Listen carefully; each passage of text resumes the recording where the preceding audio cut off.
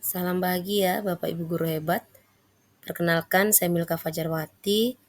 Saya akan menyampaikan tentang koneksi antar materi, kesimpulan dan refleksi pemikiran Ki Hajar Dewantara dari modul 1.1.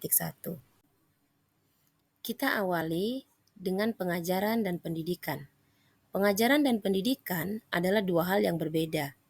Pengajaran adalah bagian dari pendidikan.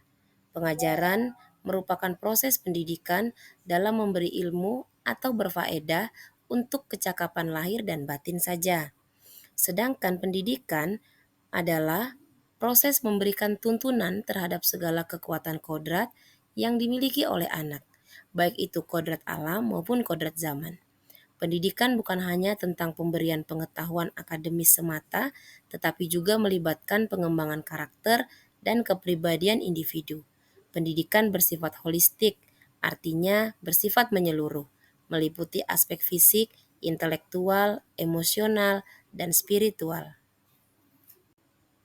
Berdasarkan perbedaan dan beberapa pertanyaan pemantik yang ada, maka saya menyusun kesimpulan dan refleksi tentang pemikiran KHD.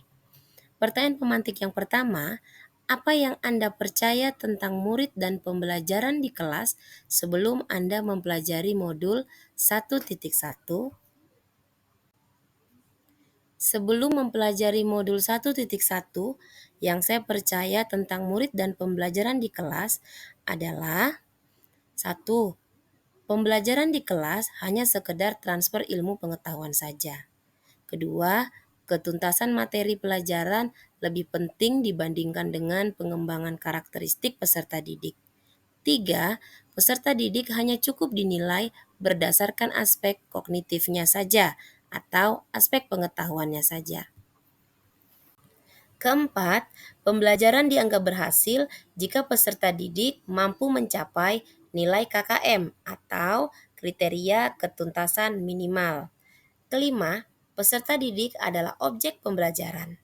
Keenam, pembelajaran lebih nyaman dilakukan dengan model teacher center atau berpusat pada guru. 7. Menganggap gagal jika peserta didik memperoleh nilai di bawah KKM. Metode ceramah dalam kegiatan pembelajaran itu lebih baik. Dan yang terakhir, menghafal adalah salah satu metode terbaik dalam memahami materi pelajaran. Pertanyaan pemantik selanjutnya, apa yang berubah dari pemikiran atau perilaku Anda setelah mempelajari modul ini? Nah, setelah mempelajari modul ini tentang pemikiran Ki Hajar Dewantara, saya menyadari bahwa apa yang saya lakukan dan saya pikirkan selama ini dalam kaitannya dengan kegiatan pembelajaran di kelas ternyata kurang tepat. Masih banyak hal yang harus saya benahi. Pertama, seharusnya dalam setiap proses pembelajaran, saya melakukannya secara menyeluruh atau holistik, agar dapat memaksimalkan perkembangan seluruh aspek peserta didik, tidak hanya aspek kognitifnya saja. Karena masih banyak aspek-aspek lain dalam pembelajaran yang perlu mendapatkan perhatian. Selain aspek kognitif, ada aspek afektif, psikomotorik, spiritual, aspek sosial, dan aspek budaya.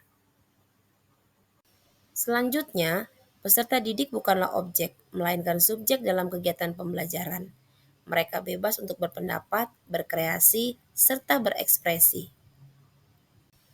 Pada akhirnya, sebagai seorang guru, hendaknya saya bertindak sebagai fasilitator dalam pembelajaran, harus mampu dan optimis dalam mempelajari karakteristik peserta didik, dan harus bisa memberikan kesempatan kepada peserta didik untuk tumbuh dan berkembang sesuai kodratnya.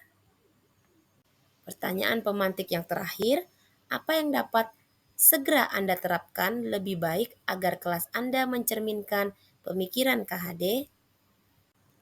Yang dapat saya terapkan agar kelas saya mencerminkan pemikiran KHD adalah saya harus mengenali karakter dan latar belakang peserta didik dengan menjalin komunikasi yang baik dengan menerapkan asas trikon KHD, yaitu continue, artinya saya melakukannya dengan terus-menerus atau berkesinambungan, konvergen, dengan memperhatikan semua aspek yang terlibat dalam pembentukan karakter peserta didik saya dan secara konsentris, artinya tetap berdasarkan kepribadian anak itu sendiri atau kebudayaannya sendiri. Yang kedua, mengubah tujuan akhir dari proses pembelajaran. Saya tidak lagi menuntut peserta didik untuk pintar secara kognitif saja, melainkan saya juga harus bisa menuntun peserta didik agar menjadi manusia yang berbudi pekerti, sehingga dapat mencapai kebahagiaan dan keselamatan yang setinggi-tingginya. Ketiga, saya merancang pembelajaran interaktif yang sifatnya student center, sehingga akan membuat peserta didik dapat terlibat secara aktif, kreatif, inovatif, dan kolaboratif, sehingga mereka dapat merasakan kemerdekaan dalam kegiatan pembelajaran. Yang terakhir, saya akan bersikap terbuka dalam mempelajari dan mengadopsi nilai-nilai baru sesuai dengan perkembangan zaman tanpa merubah nilai-nilai luhur yang sudah ada, agar nantinya saya sebagai pendidik dapat menuntun anak sesuai dengan zamannya. Semoga pemaparan yang telah saya sampaikan dapat bermanfaat untuk kita semua.